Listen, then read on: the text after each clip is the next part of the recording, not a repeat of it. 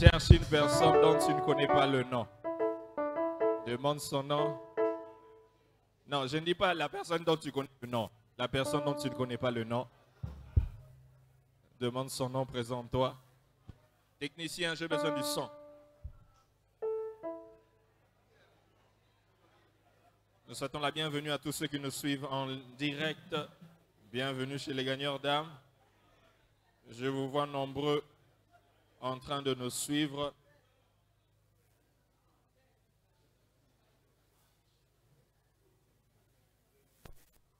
Tu as souhaité la bienvenue à celui que tu ne connais pas. Hein? Tu connais son nom maintenant là. Gloire au Seigneur. Amen. Sans pour autant plus tarder, nous allons passer directement à la parole. Nous allons passer directement à la parole.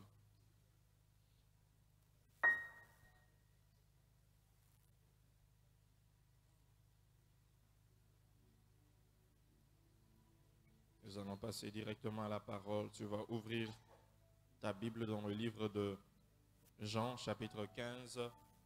Jean, chapitre 15, le verset 1 à 2. Jean, chapitre 15, le verset 1 à 2. Mobilisateur, merci de partager en cascade le direct de ce matin. Jean chapitre 15, verset 1 à 2. Si tu l'as eu, tu dis Amen. La Bible déclare, est-ce qu'on peut lire ensemble une, deux? Je suis le vrai cep et mon Père est le vigneron. Tout sarment qui est en moi et qui ne porte pas de fruit, il le retranche, et tout sarment qui porte du fruit, il le monde afin qu'il porte encore plus de fruits. Seigneur, parle à ton peuple ce matin. Utilise-moi comme un simple instrument. J'anéantis tout esprit de distraction en ces lieux et j'élève le nom de Jésus. Merci de nous édifier. Merci de nous transformer et de nous instruire également. Au nom de Jésus, nous avons prié. Quelqu'un dit Amen. Nous continuons avec la série d'enseignements sur le but de l'existence de l'Église. Ce matin, je vais parler d'un autre sous-thème, les obstacles qui nous empêchent de porter du fruit. Les obstacles qui nous empêchent de porter du fruit. Les obstacles qui nous empêchent de porter du fruit. Nous avons dit que l'Église existe pour former, pour gagner des âmes et faire des disciples. Faire des disciples. L'Église existe pour gagner des âmes et faire des disciples. Mais qu'est-ce qui fait que la plupart des gens qui sont des chrétiens, qui sont enfants de Dieu, qui sont des disciples, n'arrivent pas à porter du fruit? Parce que nous sommes appelés à porter du fruit. Porter du fruit, en d'autres termes, c'est faire des disciples.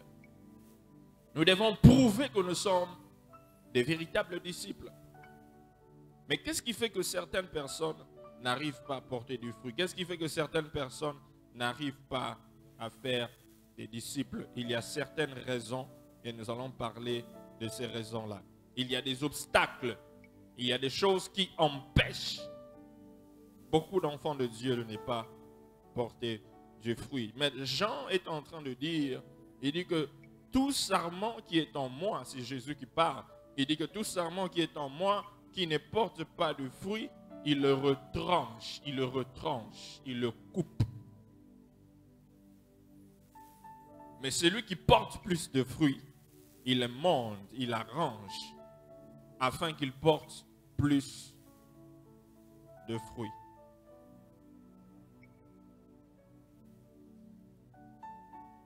Le premier obstacle qui empêche le chrétien à produire des fruits,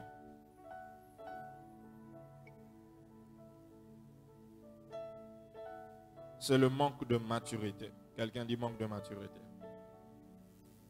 Une fois de plus. Non, plus fort.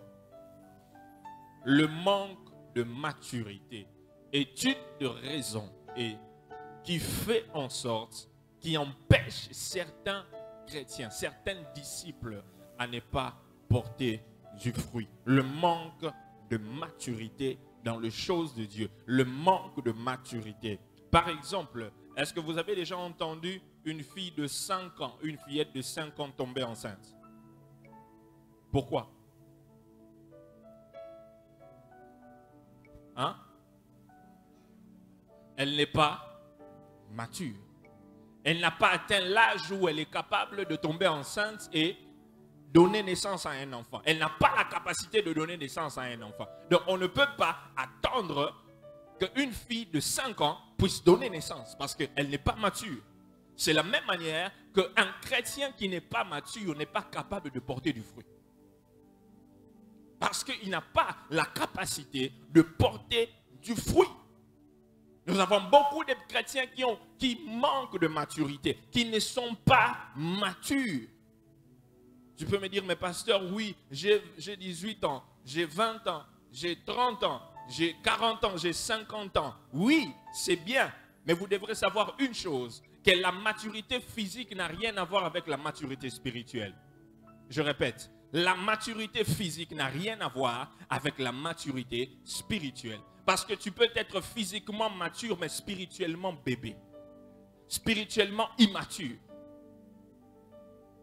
Les choses spirituelles ne sont pas comprises avec l'intellect humain. Tu ne peux pas comprendre les choses de Dieu. Tu ne peux pas comprendre les choses spirituelles avec la sagesse humaine. C'est pourquoi il y a certaines personnes, ils peuvent être matures, ils sont très âgés, ils sont avancés en âge, mais il y a des choses de Dieu qu'ils ne comprennent pas. Parce qu'on ne comprend pas les choses spirituelles avec la sagesse humaine. Répète après moi, on ne comprend pas les choses spirituelles avec la sagesse humaine. C'est très important. Très, très, très important. Tu peux être mature physiquement, mais immature spirituellement. Donc, en d'autres termes, tu es un bébé spirituel, bien que avancé en âge. Donc, il est possible d'être mature en âge, mais cela ne fait pas de toi un homme mature dans la foi. Est-ce que ce matin, je parle à des hommes et des femmes matures ou à des hommes et des femmes immatures?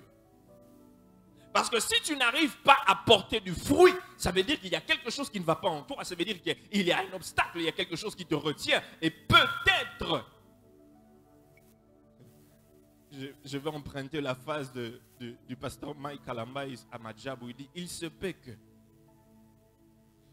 ceux qui suivent Madjabo, il se peut que tu sois immature. Que tu sois immature, ça peut être la raison pour laquelle tu n'arrives pas à porter du fruit. Tu n'arrives pas à gagner des âmes. Tu n'arrives pas à faire des disciples. Regarde ton voisin, demande-lui, es-tu mature ou immature? Qu'il te réponde. Qu'il te réponde. Il a dit quoi? Il t'a dit quoi? Il est mature? Elle est mature? Ok, c'est la même chose. Lorsque j'avais posé la question, es-tu fils ou mercenaire? Il y a des gens qui avaient dit que je suis fils. Lorsque j'avais demandé encore que es-tu gagneur d'âme ou pas, il y a des gens qui avaient répondu. Ce matin, tu dis aussi la même chose. Ok, nous allons voir si tu es réellement mature ou pas. Je vais te donner les caractéristiques des gens qui ne sont pas matures. Nous allons parler des caractéristiques des gens qui ne sont pas matures. Nous allons revenir dans le livre de Galates, chapitre 4, le verset 1 à 2. Galates, chapitre 4, le verset 1 à 2. Galates, chapitre 4, le verset 1 à à 2. Galates chapitre 4, verset 1 à 2. Si tu l'as étudié, amen.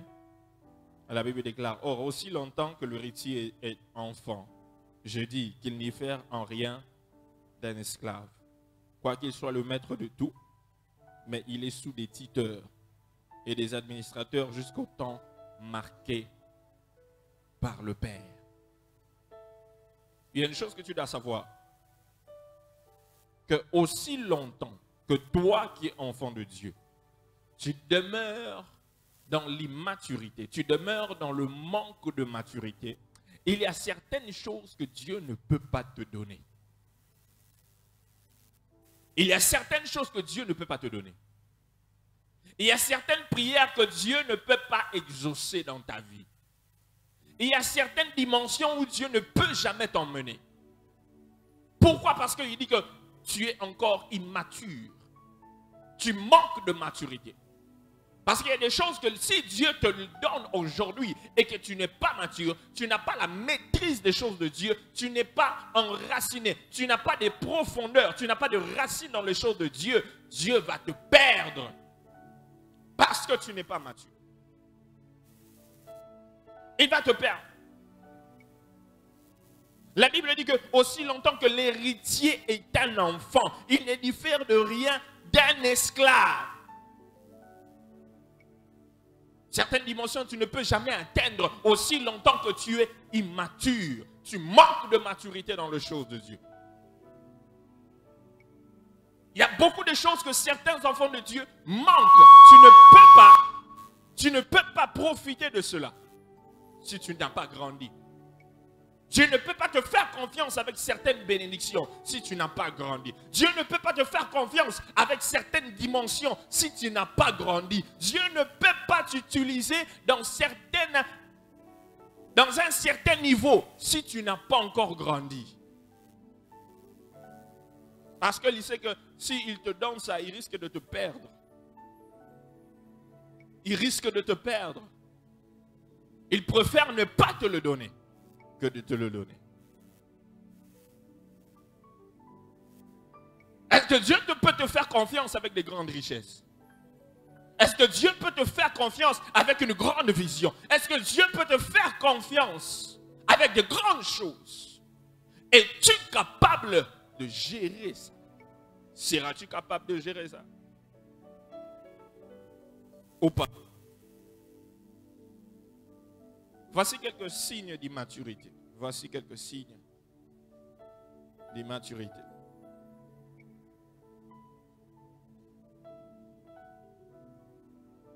« 1 Corinthiens chapitre 3 verset 1 à 3. 1 Corinthiens chapitre 3 verset 1 à 3.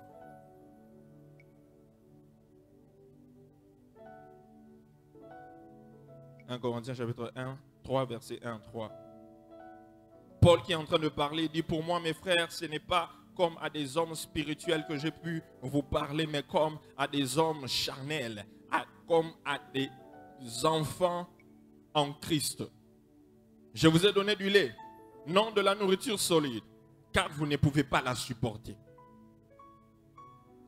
Vous ne le pouvez pas même à présent, parce que vous êtes encore charnels. En effet, puisqu'il y a parmi vous de la jalousie, des disputes, n'êtes-vous pas charnels? Ne marchez-vous pas selon l'homme? Paul est en train de parler à l'une des églises qui lui a fait mal à la tête, l'église de Corinthe. L'une des églises qui a fait mal à la tête de Paul, à l'apôtre Paul.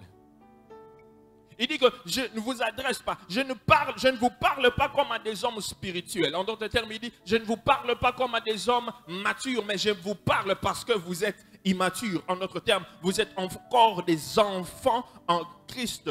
Qu'est-ce qui montre que vous êtes des enfants en Christ? Premièrement, le premier signe de l'immaturité. Un enfant aime du lait et non de la nourriture solide. Un homme et une femme immatures aiment du lait et non de la nourriture solide. Un homme, une femme immature aiment du lait, préfèrent du lait que de la nourriture solide. Parce que la personne, celui qui est immature, ne supporte pas la nourriture solide. Regarde ton voisin, demande-lui, est-ce que tu supportes la nourriture solide? Hein? Demande-lui, est-ce que tu supportes la nourriture solide? Qu'est-ce que tu préfères, du lait ou la nourriture solide? Qu'est-ce que vous préférez, du lait ou la nourriture solide? Non, je vous pose la question. Qu'est-ce que vous préférez, du lait ou la nourriture solide? Oh, mais je vous pose la question. Qu'est-ce que vous préférez, du lait ou la nourriture solide? Qu'est-ce que toi tu préfères? Hein? La nourriture solide. C'est ce que tu préfères, mais est-ce que tu vas supporter ça? Tu es sûr? Tu sais ce que c'est la nourriture solide? Hein? Ah, Docteur Michel Alobi, équilibre.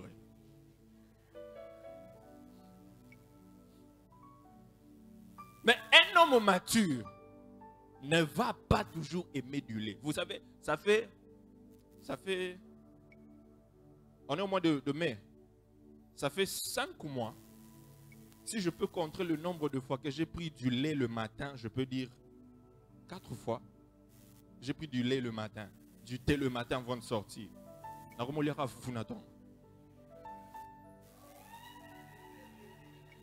Vous savez bien, équipe Foufou Naton, tombe là en beau.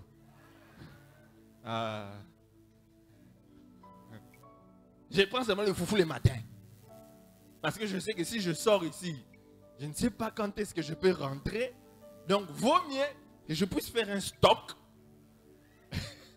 le matin et que je ne sais pas si je vais aller ici, là-bas, on va m'appeler, on aura besoin de moi. Et si j'arrive à la maison, j'ai le temps de rentrer à la maison à midi ou dans l'après-midi et je peux manger. Je vais encore manger le foufou. Mais,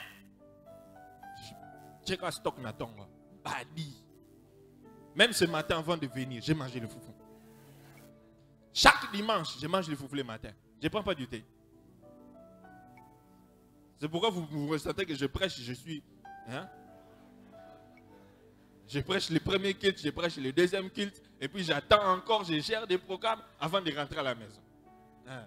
Et je rentre à la maison, je ne suis pas fatigué, je suis encore en forme. Pourquoi? Il y a encore la nourriture solide. Quelqu'un dit la nourriture solide. Mais si je prends du lait le matin, je vais prêcher 2 cultes et puis je rentre, je serai fatigué. Ah, maman Gloire va commencer à dire, chérie, j'ai dit, je suis fatigué.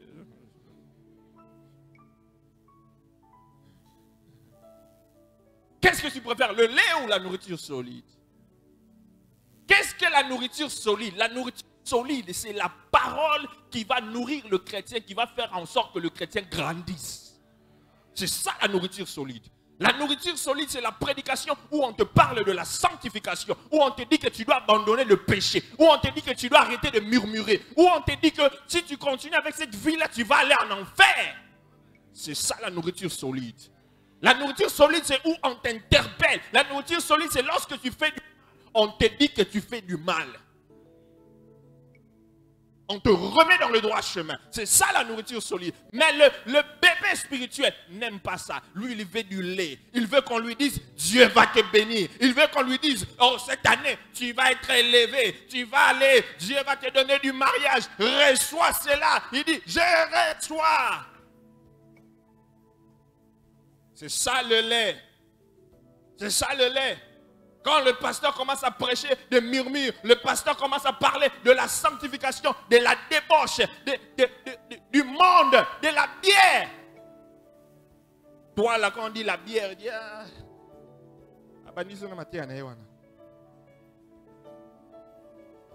lorsqu'on touche des points là qui te concernent, que tu n'aimes pas, et que tu sens que, ah non, aujourd'hui vraiment le pasteur, il ne devait pas parler de ça. Il ne devait pas prêcher comme ça. Pourquoi il doit prêcher comme ça? Il doit nous appeler à côté pour nous dire. Je dois vous appeler à côté pour vous dire.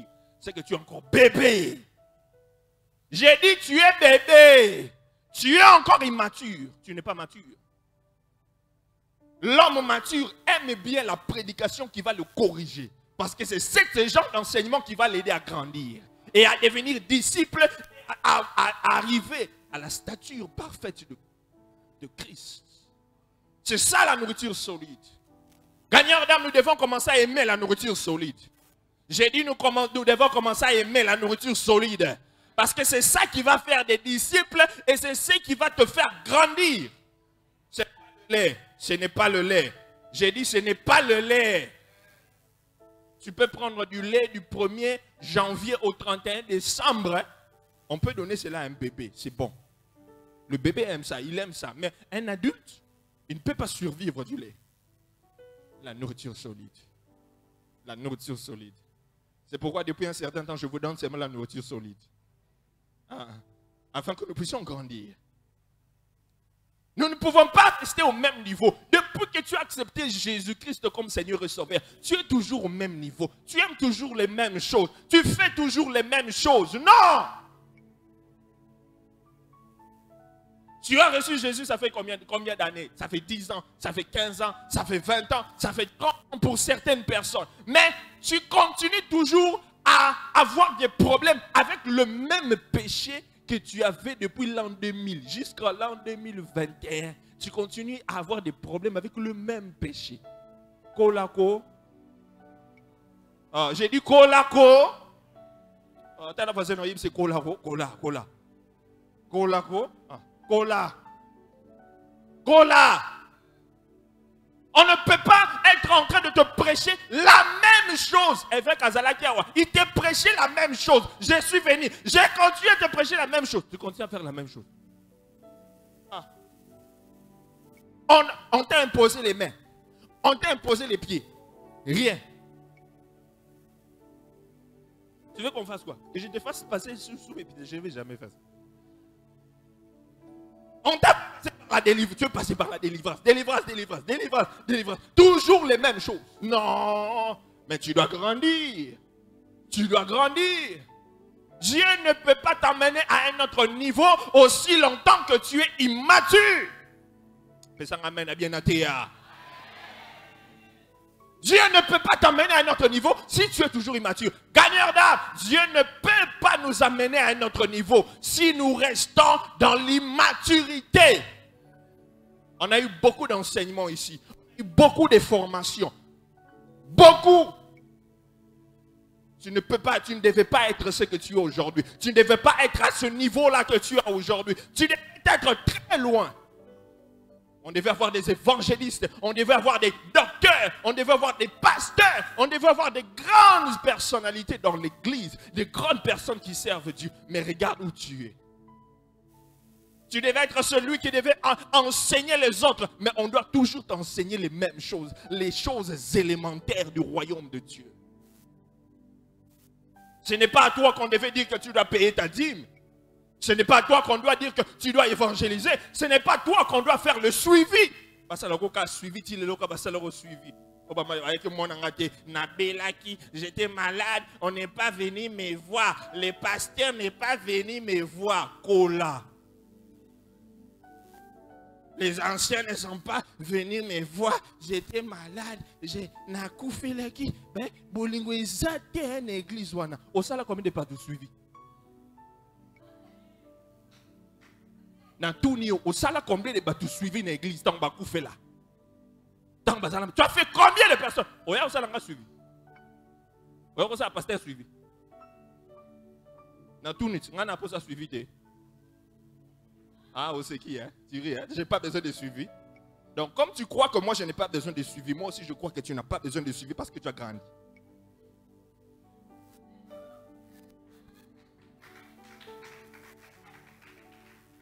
Je sais que je n'aurai pas beaucoup d'amen aujourd'hui. Je ne m'attends pas à ça. Je suis venu pour prêcher afin que tu grandisses. Suivi. Oh, à ton âge. À ton âge. Avec le nombre d'années que tu as dans l'église. Avec le nombre d'années que tu as à l'église. Le nombre d'années que tu as en Christ. Jusqu'à aujourd'hui, ma bête sera comme ma bakou. Sota comme ma bête.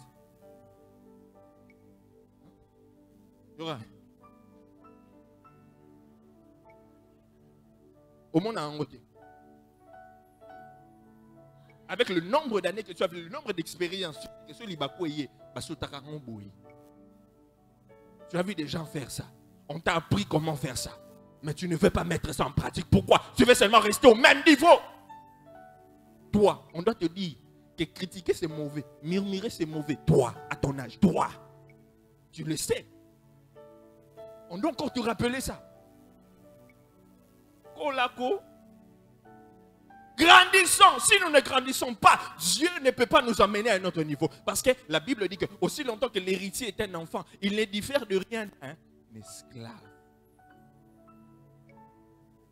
Tout l'héritage est là, l'héritage t'appartient. Dieu a des grandes choses qu'il a pour il veut te donner. Mais il dit que si je lui donne, c'est encore un enfant.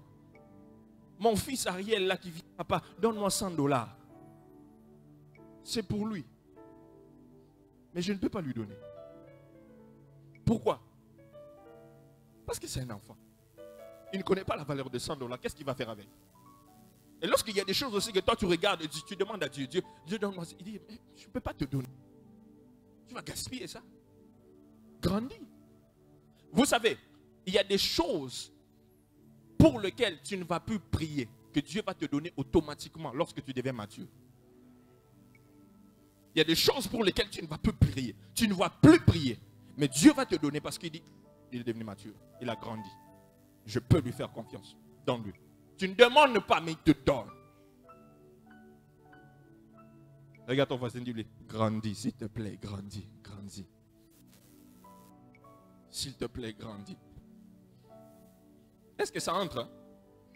Ça entre, hein?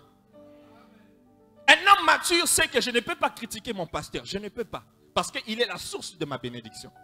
Je ne peux pas parler contre mon pasteur parce qu'il est la source de ma bénédiction. Le pasteur ne peut même pas faire une prédication pour parler de ça. Parce que je sais, la Bible, c'est noir sur blanc. Je lis ma Bible, je suis mature, je connais les choses de Dieu. Je sais que si je parle contre mon pasteur, je serai sous la malédiction. Je ne peux pas faire ça. Je n'ai pas besoin que le pasteur m'enseigne. Je n'ai pas besoin que le pasteur me prêche sur cela. Parce que je connais, je suis mature. Mais lorsqu'il y a des choses qu'on doit encore vous montrer, malgré l'âge, malgré le temps passé dans la présence de Dieu, malgré le temps passé dans les choses de Dieu, il y a un problème. Il y a un problème. Vous pouvez être serviteur dans un département, ça fait beaucoup d'années. Vous pouvez même être leader, mais toujours être immature.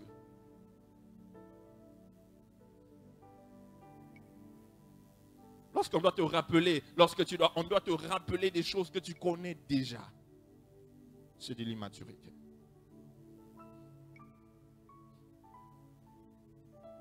Un autre signe de l'immaturité, j'ai dit qu'un enfant ne peut pas donner naissance à un autre enfant. Un enfant ne peut pas donner naissance à un autre enfant. Une personne immature ne peut pas donner naissance à une autre personne. Un bébé ne peut pas donner naissance à un bébé.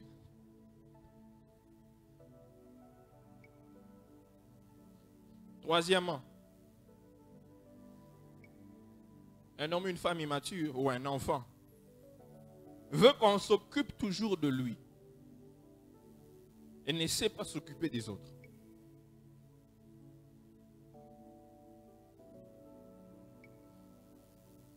Un enfant veut qu'on s'occupe toujours de lui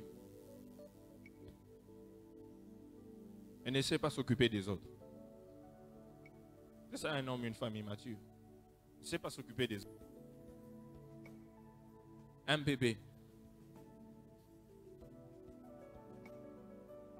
veut qu'on puisse toujours le nourrir parce qu'il n'a pas la capacité de se nourrir. Un bébé, on doit toujours l'habiller parce qu'il n'a pas la capacité de s'habiller lui-même.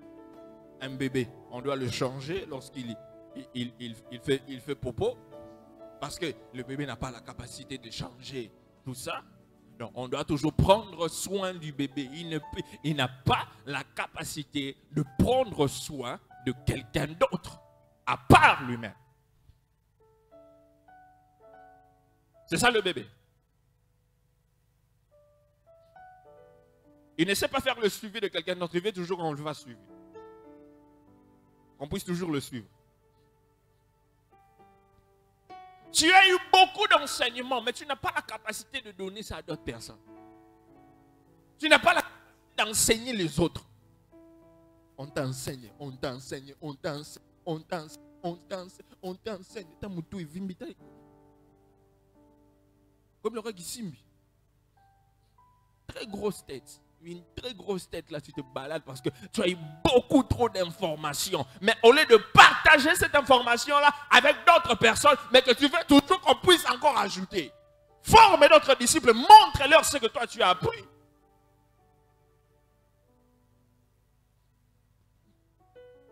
On n'a pas la capacité de former des disciples, on n'a pas cette capacité là de partager avec les autres. Pourquoi? Parce que on est immature. Parce qu'on est immature. Nous devons grandir. J'ai dit nous devons grandir. J'ai dit nous devons grandir. On m'a dit ici qu'on nous a enseigné sur l'importance de l'église de maison. L'évêque avait enseigné sur l'importance de l'église de maison, n'est-ce pas? Nous connaissons l'importance de l'église de maison, mais regardons comment nous allons dans nos églises de maison le mercredi. Il y a certains chrétiens qui croient qu'ils disent que non, comme c'est mercredi, on ne sera pas dans le temple. Ah, c'est mon temps de dormir. J'en profite pour dormir. Et vous allez voir même des serviteurs. Il est serviteur, mais il ne va pas dans l'église de maison pour aller être formé, pour aller partager la parole avec les autres, pour aller apprendre dans l'église de maison. Non! Tu crois que tu vas grandir? Tu crois que tu vas grandir ici à l'église? Non? Ce n'est pas ici au temple que tu vas grandir, non? Tu vas grandir dans des églises de maison. C'est là-bas que tu vas grandir. Je n'attends pas des amens. Donne-moi un bon amen. Nous connaissons l'importance des églises de maison, mais nous n'allons pas. Nous ne voulons pas aller. Pourquoi? Je ne sais pas. Non, je sais. L'immaturité. Si ça t'a fait mal, c'est l'immaturité. Tu dois garder. Si après cette prédication, tu sors, tu vas parler de ça, c'est l'immaturité. Je comprends. Souvent les gens, vous allez voir, on prêche. Pourquoi ils devaient parler de ça? Mais c'est normal, c'est l'immaturité. C'est l'immaturité. Les enfants sont comme ça. Les enfants sont comme ça, mais les hommes matures changent. Ils entendent la parole de Dieu, ils regardent leur vie et ils décident de changer. J'ai dit, ils décident de changer. C'est ça. Lorsqu'on prêche la parole à l'église et que tu entends la parole de Dieu et que tu la mets en place, tu regardes ta vie, tu dis non, ça doit changer, ça je dois changer. C'est de cette manière-là que tu grandis. Est-ce que quelqu'un me comprend? Quelqu'un me comprend? Quelqu'un entend ce que Dieu est en train de nous dire? Oui. Et puis je veux aussi parler à ceux-là. Vous venez seulement à l'église. Vous venez, vous asseyez, vous écoutez la parole et puis tu sors, tu pars. Tu ne fais rien dans l'église. Comment est-ce que tu vas grandir? Hein? Tu viens seulement là, tu entends la parole et puis c'est fini, tu sors, tu pars. Non. Cherche à faire quelque chose dans l'église. Tu ne peux pas grandir de cette manière-là. Tu ne vas pas grandir de cette manière. Cherche quelque chose à faire dans l'église. Lorsque tu prends ton talent, tu prends ce que Dieu a mis en toi et que tu mets au service de l'œuvre de Dieu, c'est de cette manière-là que tu vas grandir. Mais ce n'est pas seulement en venant, tu t'assois, tu entends Amen, Amen. Avant même qu'on ne finisse, on clôture la prière, tu es sorti, tu es parti. Comment est-ce que Dieu va t'emmener à un autre niveau alors qu'il ne peut pas te faire confiance? Tu ne peux pas continuer à être un spectateur dans l'œuvre de Dieu. Tu ne peux pas continuer à être un spectateur dans le temple. Non, dans le royaume. Il n'y a pas de spectateurs. Les spectateurs n'ont pas de salaire. Les spectateurs, Dieu ne bénit pas les spectateurs. Il bénit les ouvriers. J'ai dit, Dieu ne bénit pas les spectateurs. Il bénit les ouvriers. Dieu bénit les ouvriers. La Bible dit que l'ouvrier mérite quoi? Son salaire. Toi, tu n'es pas ouvrier. Salaire ni nos autres. Dieu va te donner quoi? Tu n'es pas dans la catégorie de personnes que Dieu peut bénir. Est-ce que quelqu'un m'entend? Est-ce que quelqu'un m'entend?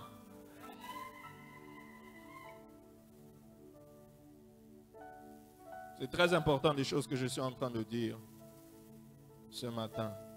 Regarde ton voisin, demande-lui, es-tu spectateur ou acteur? Fais-tu quelque chose dans l'œuvre de Dieu? Fais-tu quelque chose ici au temple? Pose-lui la question, est-ce que tu fais quelque chose dans l'église? Si tu ne fais rien avant ce culte, avant que le culte ne finisse, tu dois te décider de faire quelque chose. Sinon, tu ne seras pas dans cette catégorie-là des gens que Dieu bénit. Les personnes immatures, lorsqu'ils viennent à l'église, ça c'est une autre caractéristique. Quand il y a 3 ou 4. 4. Les bébés, lorsqu'ils viennent à l'église, ils ne se rappellent que des histoires et non de la parole. Lorsqu'ils viennent à l'église, ils ne se rappellent que des histoires que le pasteur a racontées. Lorsqu'on va finir le culte, on rentre à la maison. Demande à une personne qui était ici à l'église, on a prêché quoi aujourd'hui? Le pasteur a bien prêché. Hein? Il a prêché quoi? Le pasteur a prêché. Je te dis. Tu as raté. Tu as raté. Mais le pasteur, il a prêché quoi? Il a raconté une histoire là d'un bébé de 5 ans qui ne peut pas donner naissance. Le pasteur a prêché quoi? Il ne sait rien. Il se rappelle que des histoires. Il ne se rappelle que des histoires. C'est ça un bébé. Ma solo. Donc, l'essentiel là, il ne peut pas résumer la parole qui a été prêchée le dimanche. Il ne peut pas faire un résumé. Et exhorter une autre personne qui n'était pas là. Est-ce que tu te rappelles de la prédication du dimanche quand tu rentres chez toi à la maison? Est-ce que si quelqu'un te demande le lundi matin, qu'est-ce qu'on a prêché dimanche à l'église? Est-ce que tu peux m'aider? Dis-moi, qu'est-ce qu'on a prêché dimanche à l'église? Es-tu capable de dire cela? Es-tu capable?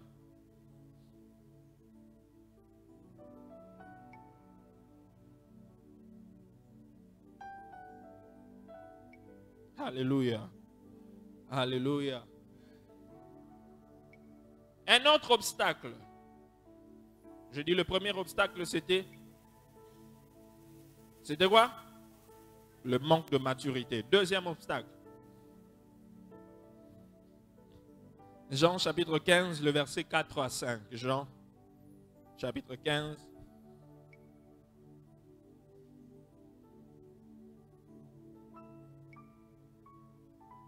Le verset 4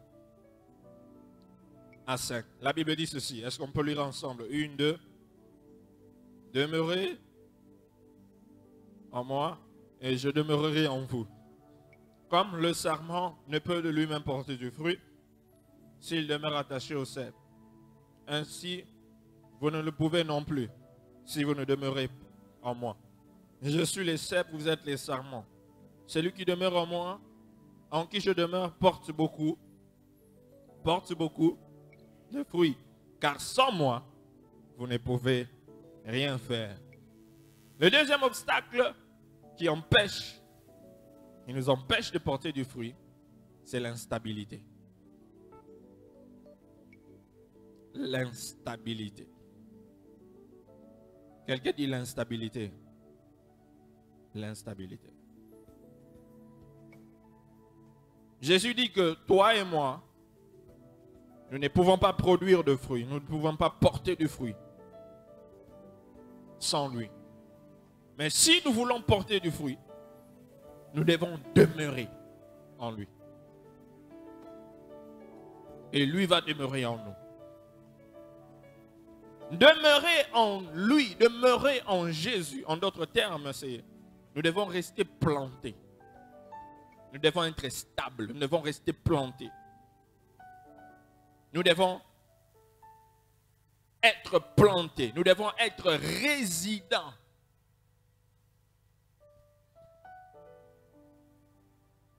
Demeurer, nous devons rester plantés, nous devons être plantés.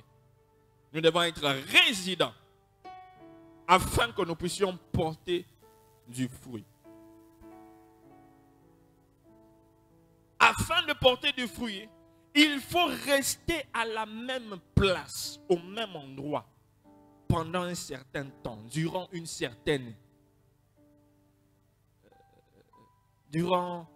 certain temps. Pour qu'un manguier puisse porter du fruit, il faut que ce manguier reste planté en un endroit pendant longtemps. Est-ce que ce n'est pas vrai? Ce n'est pas vrai? Oui. Pour qu'un manguier puisse porter du fruit, il faut que le manguier reste planté au même endroit pendant des années. Pour que ce manguier-là porte du fruit. En d'autres termes, ce manguier doit rester stable, le manguier doit rester planté, le manguier doit demeurer au même endroit afin de porter du fruit. Mais ce que nous réalisons, et il y a beaucoup de chrétiens qui sont instables. Ils ne sont pas stables au même endroit. Ils ne demeurent pas au même endroit pendant longtemps. Imaginez que vous prenez un arbre, vous venez à peine de le planter. C'est un manguier. Et vous attendez que le manguier puisse porter du fruit. Après une semaine après l'avoir planté, vous enlevez, vous allez à un autre, vous plantez. Après 2 mois, tu l'enlèves, tu vas à un autre endroit, tu vas planter. Après un temps, tu enlèves, tu vas à un autre endroit, tu vas planter. Et une année passe comme ça et le manguier ne produit pas. C'est quoi le problème? Hein? L'instabilité. L'instabilité.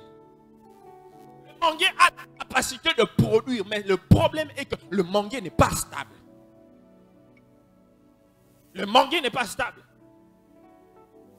Il fallait laisser le manguier là-bas, avoir des racines, aller en profondeur, trouver la nourriture, trouver ce qu'il fallait pour nourrir et puis permettre que le manguier puisse grandir et verser de l'eau dessus et tout ça afin que le manguier porte de fruits. Mais nous avons des chrétiens qui ne veulent pas rester stables en un endroit. Il est ici chez les gagnants d'âme. Quand il finit, il va chez la main de l'Éternel. Il va chez la main de l'Éternel, il reste. Après un temps, il va chez la gloire de l'Éternel. Il va chez la gloire de l'Éternel, pas une maman là-bas l'a insulté. Il fouille. Il va chez les pieds de l'Éternel. Il est là-bas chez les pieds de l'Éternel, le pasteur dit quelque chose, ça l'a choqué. Il va chez les dos de l'Éternel. Il va là-bas chez les dos de l'Éternel, on fait quelque chose qui n'a pas plu. Ah, il va où? Hein? Les fronts de... Il va chez les fronts de l'Éternel. Les fronts de l'Éternel, il y a quelques... Donc, et puis, vous allez voir ces chrétiens-là, vous lui demandez, ça fait 20 ans que moi je suis en Christ, mais regardez sa vie. Il n'y a pas de fruit. Pas de fruit. Il a la capacité de produire du fruit, mais il est instable. Il est instable. Oh, nous devons être plantés dans un endroit pour longtemps, pendant longtemps. Oh, je prie que nous puissions avoir des chrétiens plantés qui demeurent. Tu dis que je suis chez les gagnants d'âme, je suis et j'y reste. Peu importe ce qui se passe, j'y suis et j'y reste. Parce que j'ai besoin que je puisse porter du fruit. Je dois porter du fruit. Je dois avoir des résultats. Je dois voir ce Dieu-là agir dans ma vie. Je dois voir les promesses de Dieu s'accomplir dans ma vie. Je dois entrer dans ma destinée. Alors, je dois demeurer. Je dois demeurer en un endroit pendant longtemps. La question que je te pose, d'ici 2030, est-ce que tu seras toujours avec nous? Si Dieu te prête vie, tu seras toujours des gagnants d'âme. Hein? D'ici 2050, si Dieu te prête vie, tu seras toujours des gagnants d'âme. Attention, on a bêté aux mains libres dans la chair. C'est sûr. Tu ne vas pas aller au pied de l'Éternel. Où est le... Hein?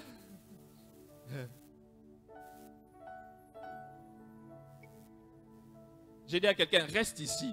L'adresse de ta bénédiction, c'est ici. J'ai dit à quelqu'un, l'adresse de la bénédiction, c'est ici. Reste là, demeure là. Et tu vas porter du fruit. Il y a des gens qui ont demeuré ici des années, ils ont porté du fruit. Et Dieu va aussi faire la même chose pour toi qui viens d'arriver. J'ai dit, Dieu va aussi faire la même chose pour toi qui viens d'arriver. Reste en un endroit. Il ne faut pas être ici, tu es là-bas. Tu entends, il y a un prophète qui est venu. Toi aussi tu vas là-bas. Les prophètes me donnent les numéros de téléphone, les numéros des chaussures, des sous-vêtements. Et tu vas faire quoi avec ça? Oh, il y a un prophète ici. Allez, c'est là-bas, c'est parti. Il y a un prophète ici. C'est parti.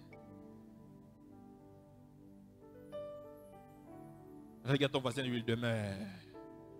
Demeure en un endroit, demeure ici, demeure. Sois planté ici. Josué qui dit que moi et ma famille, nous servirons l'Éternel. Si vous ne voulez pas servir l'Éternel, moi et ma famille, nous allons servir. Si vous ne voulez pas demeurer, moi et ma famille, nous allons demeurer. Nous allons rester ici jusqu'à ce que nous verrons l'accomplissement des promesses de Dieu. Et nous savons que celui qui a fait la promesse est fidèle. Nous savons que celui qui a fait la promesse est fidèle. Nous savons que celui qui a fait la promesse est fidèle. Même si la promesse tarde, nous allons l'attendre. Même si la promesse tarde, nous allons l'attendre. Même si il semble que ça ne va pas accomplir, mais nous savons que celui qui a fait la promesse, il n'a jamais menti. Il n'est pas un homme pour mentir, il n'est pas un fils de l'homme pour se repentir. Tout ce qu'il a déjà dit aux gens avant moi, il les a accomplis. Je ne suis pas la première personne à qui Dieu va mentir. Je ne suis pas la première personne à qui Dieu va mentir parce que de sa nature, ce n'est pas un menteur. Demeure. Demeure. J'ai dit demeure. Demeure. Tu verras des résultats. Et tu porteras du fruit. Sois stable. Sois enraciné. Sois planté. Oh, je prie que Dieu puisse se manifester puissamment dans la vie de celui qui va demeurer. Je prie que Dieu se manifeste puissamment dans la vie de tous ceux qui va planter. Psaume chapitre 92, versets 14 à 15, et puis je vais finir par là.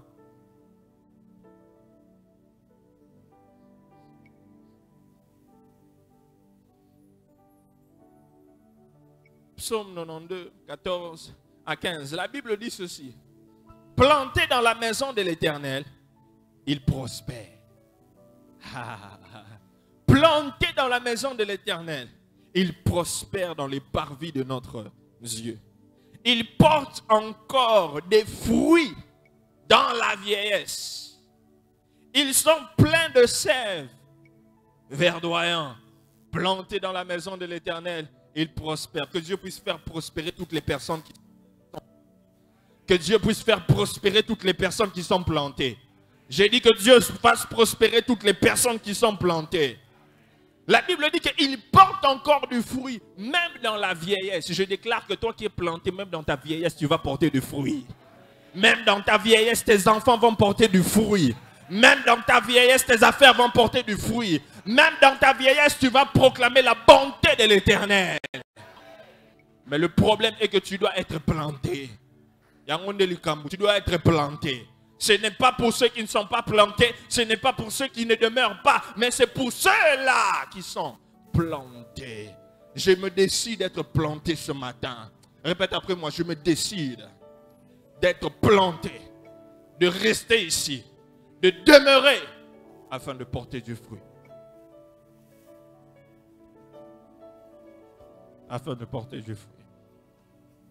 Tu dois être planté. Tu dois vaincre l'instabilité. Tu ne dois pas seulement vaincre l'instabilité, mais tu dois aussi grandir. Et c'est là le désir de Dieu ce matin parce qu'il veut que tu portes du fruit, il veut que tu formes des disciples, il veut que tu gagnes des âmes, mais que tu fasses des disciples. Parce qu'il dit que celui qui ne porte pas du fruit, il va le couper et le jeter au feu. Et je ne veux pas que le Seigneur te coupe et te jette au feu. Je ne veux pas qu'il te coupe et te jette au feu. Mais je veux que tu sois utile dans le royaume de Dieu. J'espère que tu as entendu la parole et que tu la mettras en pratique. Que Dieu te bénisse.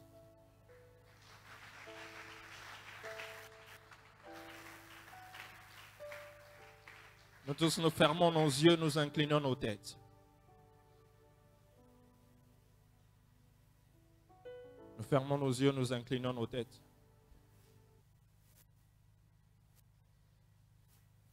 Tu ne peux pas porter du fruit si tu ne demeures pas. Si tu ne demeures pas. Tu ne peux pas porter du fruit si tu ne demeures pas en Christ. Et demeurer en Christ veut dire être attaché à Christ, être planté à Christ. Être enraciné en Christ. Et cela commence d'abord par accepter Jésus comme ton Seigneur et Sauveur.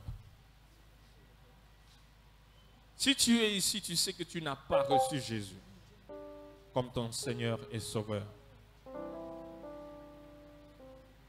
Tu ne te rappelles pas le jour où tu as donné ta vie à Jésus? Voici une opportunité que le Seigneur te présente ce matin. D'accepter Jésus, d'ouvrir ton cœur. Le Seigneur veut te pardonner de tes péchés et te donner un nouveau commencement, une nouvelle vie. En l'acceptant dans ta vie, tu commences ce processus-là d'être planté en lui. Et lorsque tu es planté dans la maison de Dieu, tu prospères. Lorsque tu es planté, tu portes des fruits. Il veut que tu portes du fruit, mais ça commence par là. Accepter Jésus. C'est une décision personnelle entre toi et le Seigneur. Si tu es là, tu n'as pas accepté Jésus comme Seigneur et Sauveur. Tout le monde les yeux fermés, nous inclinons dans la prière. Si tu es là, tu n'as pas accepté Jésus. Tu veux accepter Jésus comme Seigneur et Sauveur. Lève seulement ta main où tu es. Je vais prier avec toi. Lève seulement ta main où tu es. Lève ta main où tu es. Tu n'as pas à avoir honte de quelqu'un. Tu n'as pas à avoir honte de quelqu'un. Tu veux prendre cette décision-là. D'avoir Jésus comme ton Seigneur et Sauveur. Merci. Toi qui es en train de résister, ne résiste pas. C'est Dieu qui est en train de t'appeler ce matin. Lève ta main où tu es. Je vais prier avec toi. Toi qui as levé ta main, est-ce que tu peux te lever où tu es? N'aie pas honte de quelqu'un. Lève-toi seulement où tu es. Lève-toi où tu es. Lève-toi où tu es. Gloire au Seigneur. Est-ce que tu peux t'avancer? Je vais prier avec toi. La Bible dit qu'il y a la joie dans le ciel lorsque une âme accepte. Est-ce que nous pouvons acclamer le Seigneur pour cette âme? Gloire au Seigneur.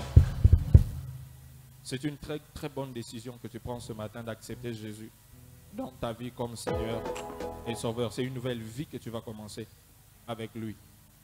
Et le pasteur Josué qui est là, il va te conduire, il va te donner les premiers affermissements, mais tu vas prier avec lui. Tu fermes tes yeux, tu répètes après moi, tu dis: Seigneur Jésus, je suis un pécheur. Ce matin, je prends la décision de te donner ma vie. Ce matin, je prends la décision d'abandonner le monde. Ce matin, deviens mon Seigneur et mon Sauveur. À partir d'aujourd'hui, j'abandonne le monde. J'abandonne le péché. Je veux te servir avec tout. Moi, pardonne-moi de mes péchés et purifie-moi. Sang, au nom de Jésus. Amen. Gloire au Seigneur.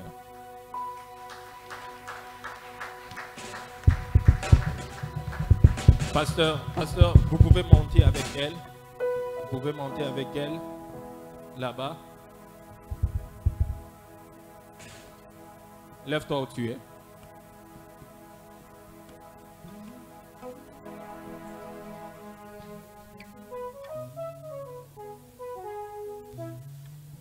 Je veux que tu pries par rapport à la parole de ce matin. Dieu nous a parlé. Et toi qui es encore dans l'immaturité, tu vas demander à Dieu, Seigneur, aide-moi. Ce matin, je voudrais prendre une décision. De devenir mature. Je veux prendre la décision. Je voudrais faire ce qu'il faut pour devenir mature. Et si j'étais instable, Seigneur, aide-moi à demeurer, afin de porter du fruit. Élève ta voix, ferme tes yeux, prie le Seigneur. Élève ta voix, prie le Seigneur. Tu fermes tes yeux, tu élèves ta voix, tu pries le Seigneur.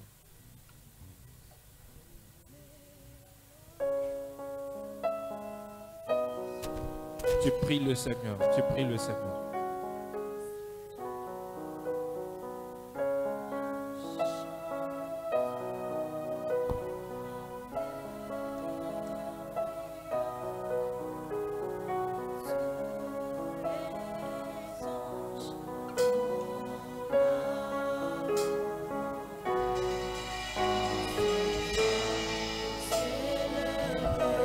Vas-y, prie le Seigneur, prie le Seigneur.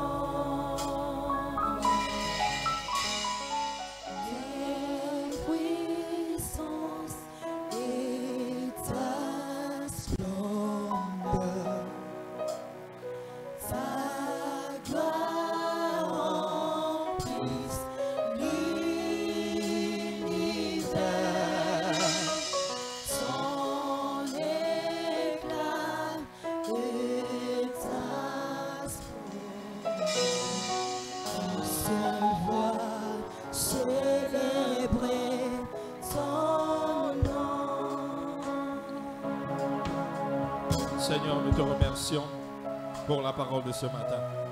Merci d'avoir parlé à ton peuple. Éternel, nous prions que cette parole puisse prendre place dans nos vies et être enracinée, porter du fruit pour la gloire de ton nom. Au nom puissant de Jésus, nous avons prié. Amen. Est-ce que tu peux l'acclamer pour le Seigneur Jésus? Merci. Merci. Tu peux t'asseoir.